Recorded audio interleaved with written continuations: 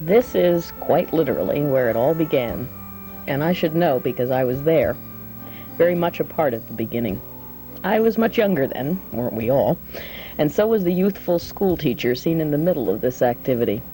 I'm Wendy Worthington, and one summer when I was 14 years old, way back in 1969, I responded to a rather curious invitation to come and make a movie.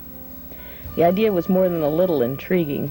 Kids, high school students for the most part, being asked to make a movie about the Battle of Gettysburg. Most of us had never even held a camera before, never understood about lighting, movie makeup, and costumes.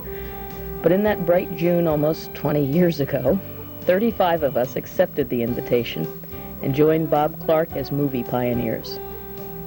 This is rare background footage shot during those happy days in production.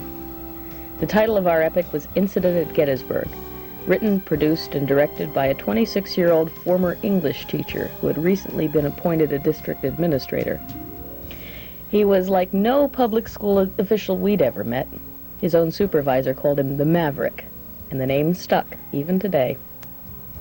What you see here is literally the beginning of Cinekyd, the idea that kids can, with the proper training and encouragement, use the technology of film and video production to create their own original stories.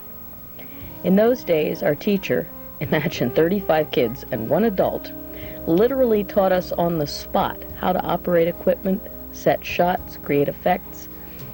And then he had the courage to put the project in our hands and turn us loose. 20 years ago, the approach seemed unorthodox.